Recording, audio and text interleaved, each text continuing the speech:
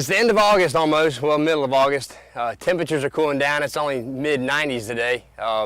Humidity is only 80%, so you can feel the nip in the air of fall. And that can only mean a couple things. First of all, college football, and high school football. Second thing it means is that we need to be on the lookout for fall armyworms. If you do not have Bermuda grass pastures or hayfield or a nice, well-manicured Bermuda grass yard, this might be the most boring show that I've ever done because most of the time these pests are going to attack Bermuda grass, either lawns, pastures, or hayfields. Hi, I'm Jeff Cook. This is Backyard Basics, and like I said, we're going to talk for a little bit about a couple timely topics, and the most timely thing we can talk about right now is going to be fall armyworms. Late summer to early fall, anywhere from August to October, depending on what the weather does and what our grasses are doing. And like I said, the majority of what we see it on is we see it on Bermuda grass hayfields, Bermuda grass pastures, but we also, on some of the sod farms around here in this area, we'll find it on Bermuda grass sod. And if they get hungry enough, we'll find them on all kinds of other things. I've heard people talk about them crawling up sides of walls, going through peach orchards. So I want to talk a little bit about the biology of them and how they come into a field and how they do so much damage. Kind of give you a better idea of that. That should help folks with hay fields and pastures better understand what they need to be doing to protect that investment. So let's start with the adults. The adults are very inconspicuous, brownish, tannish moths. You wouldn't notice them. They're not very special looking, about 1.5 inches long. And they do most of their flying. They become really active at twilight. So as the sun starts setting, it's cooling off a little bit, the moths are starting to fly. What the female moth will do, the female moth finds an area with a nice green hayfield, pasture, something like that, and she'll actually lay egg masses, eggs in clumps of hundreds, but she'll lay them outside of the hayfield. She'll lay them like on this pecan tree right here, or maybe on the pine trees adjacent to the field. As you can see behind me, there's an empty field behind me, and that's actually a bunch of volunteer Texas millet, but what was there was corn. And as those corn stalks were still standing, they're lighter colored, that would be very attractive to a fall armyworm female to go and lay eggs. So after she lays the eggs, with 2 to 4 days, it all really depends on the weather. As the weather warms up, it's probably more close to 2 days. When it's cooler, earlier in the year, it might be 4 days. But anyway, 2 to 4 days, these eggs will hatch. They all hatch at the same time. So when they hatch, the young larvae, which are about 1/8 of an inch, maybe a little bit less, little tiny worm with a blackhead, they will spin a little bit of silk to allow them to balloon into a field. So they'll float down into this field and begin feeding right when they land.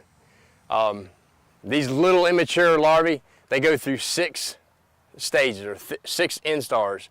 So as they'll molt and get just a little bit bigger, molt and get just a little bit bigger. The first 3 or 4 instars do very little feeding. You wouldn't come out in this field and see a bunch of grass missing. What you would see, I was trying to find some of it is actually kind of gone. What you would see when they first start feeding is you'll see injury on the leaf blades like this. The bigger the grass, the harder they are to see and the harder the damage is to see. But you'll see a lot of this in the first 2 or 3 instars where they're not really able to actually eat the whole leaf, but they're feeding, kind of chafing, taking the top and bottom sections off. That's the first thing to look for. Okay, so and then as they get bigger, more, they eat obviously proportionally more. And the larger 1 to 1.5 inch, 5th and 6th instar larvae, they can eat a whole lot of grass, and they eat a lot of grass quick. That's why it seems like when you have an infestation, a lot of people say it happened overnight. Well, those first 3 instars, which probably took about 10 days, they didn't do a lot of feeding, a lot of noticeable feeding. Then your last 2 or 3 instars, they do a lot of feeding, a lot of rapid feeding, and when you've got hundreds and hundreds of worms in a field, it looks like it happened overnight. From egg hatch to a mature larvae, which is, like I said, 6 instars, it's going to take 2 to 3 weeks. Once again, as the season progresses, it's going to be more like 2 weeks. You got warmer temperatures, you got more for them to eat. They're going to grow off more rapidly, and they're going to cycle through more rapidly. Once the mature larvae once it becomes mature, it's fully developed, they will fall off, burrow into the ground just below the soil surface, and pupate. That pupation takes about 2 weeks. So they're in the ground for 2 weeks, they emerge as moths, moths start flying, and what do? They go find another pine tree, another corn stalk, pecan tree near a hayfield. They find that tree to go lay eggs again and start the cycle all over again. Moths are flying, they're laying eggs, these eggs are rehatching, and they're coming out, like I said, every 2 to 4 days. What I've been seeing, and what everybody I think has been seeing, is we have not been going into a hayfield like this. This is a hayfield over in Reynolds, and I think it's been sprayed now 3 times on this just one cutting of hay. What we're seeing is we're going into a field and we're not finding all the larvae are the same size. You know, we're finding larvae that are anywhere from 1/4 inch all the way up to fully mature. So that tells us that these moths are flying multiple evenings, laying eggs multiple nights, because if each cluster or mass of eggs is hatched at the same time, then most of these larvae should be the same size, but they're not like that. So what I tell people, and when you got this kind of investment that folks have, you know, getting these Bermuda grass hayfields established, getting them, you know, planted, fertilizing them, that fertilizer alone is a huge investment. So you need to be looking at these fields every 2 to 3 days to be ahead of the next hatch, the next movement of these worms coming into a field.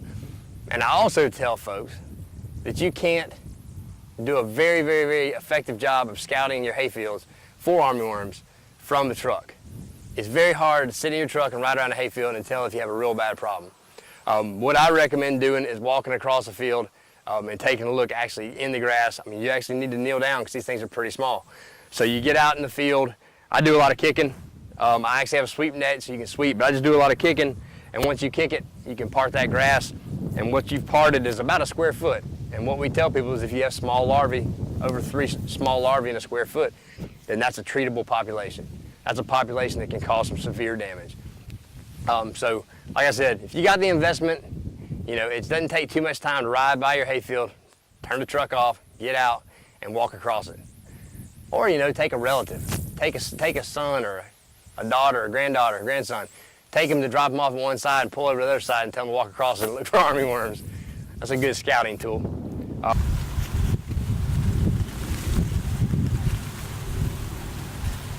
I can't get him to get on there. I don't really like spiders, so.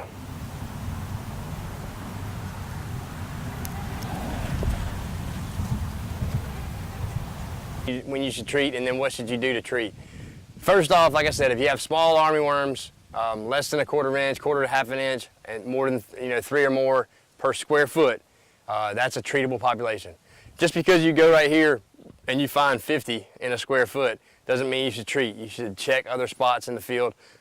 If you've got 50 over here, most likely you got a treatable population, but you could find that you have one little pocket where some worms, came into a field and they took off. You'll usually see them to start off the year. You'll see them in sections. You won't see them across the whole field.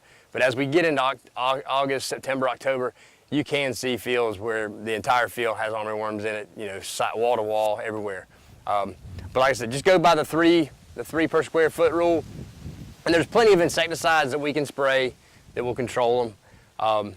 Some keys to using insecticides properly on a hayfield is, one, make sure you have plenty of water. You're putting plenty of water out with the insecticide. When you get into tall, real thick grass, it's hard to get an insecticide down to where the larvae will feed. The younger larvae will usually feed, on smaller grass, freshly cut grass, they're going to be in the sod, they're going to be down in the ground during the day when it's hot. They'll be out early evening, in the morning feeding, so that's the best time to kill them. In thicker grass, a lot of times they can feed all day because it's a little bit cooler in that grass, and it's also a little harder to get your insecticide to them. So plenty of water is key, and plenty of pressure to get that stuff down in there and get it really blown around in the plants. There are some pretty interesting things you'll see if you really get out looking in of course the person that has the infestation won't think it's interesting, but there are some pretty interesting things you'll see when you get out in these fields. A lot of times you'll see wasps carrying armyworms around. There's a few wasps that actually sting the armyworms and lay eggs inside of them or on them. And there's also, and I've seen a few of them out here, I've seen one here and one in another hayfield I was in earlier today, there's actually some fungi that will attack and parasitize some of these armyworms. Like I said, all of this is interesting. It's neat to see, but it's not something that's going to control these armyworms aside from you spraying. The other option that you do have, on a hay field like this, is if it got too bad, you could go out here and harvest the hay. Just go ahead and harvest it and let it dry down. As it dries down, the armyworms are going to go somewhere else, try and find something new. One problem with that is if you do get into a situation where we have afternoon rains and your grass stays kind of wet, you can actually have them continue to feed while that grass is on the ground.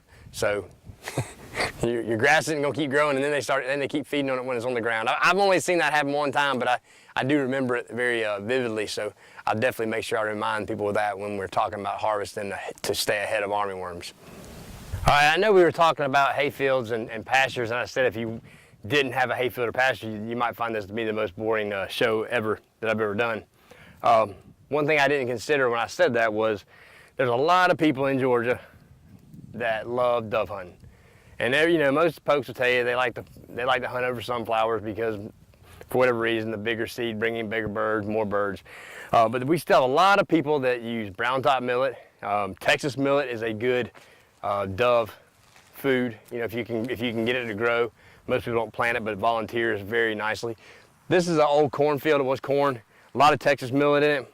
And if you can see from this that I'm holding up right now, this had a severe infestation of armyworms, just like the Bermuda grass. And that's one thing with the fall armyworms. They not only like our Bermuda grass species, they also love a lot of these annual grasses that grow in our area. They love crabgrass. They love brown top millet. They love Texas millet. They'll also feed on sorghum and things like that, sorghum, Sudan grass. So if you have either an annual area that you're grazing for your cattle, or you got a bird field somewhere out in the middle of nowhere, it's a good idea to check that. Or if you know folks that have brown top millet or Texas millet or something like that as a bird field, it's a good idea to have them look at it this time of year. Bird season will probably be started before you even see this, but I have seen years where entire bird fields are destroyed before they ever put a seed head on, and it's by this pest. That's one reason. This grass being a lighter color, plus having corn stalks earlier, was probably a great spot for these armyworms to come lay eggs. Then they balloon down. They probably hit here first, and gradually got worse and worse, and more moving out into this hayfield. I always tell people it's a lot easier usually to find the damage on a bigger, broader leafed annual grass than it is on our Bermuda grasses. Bermuda grasses are a lot smaller leaf, finer stems, harder to see, but on these bigger leaves, there's a lot of leaf area for these insects to feed on. And before we finish talking about grasses, I'm going to talk about one more pest that's hitting our hay fields right now that if you have hay, we're going to need to be putting out preventative treatments for, starting now up until our last hay cutting.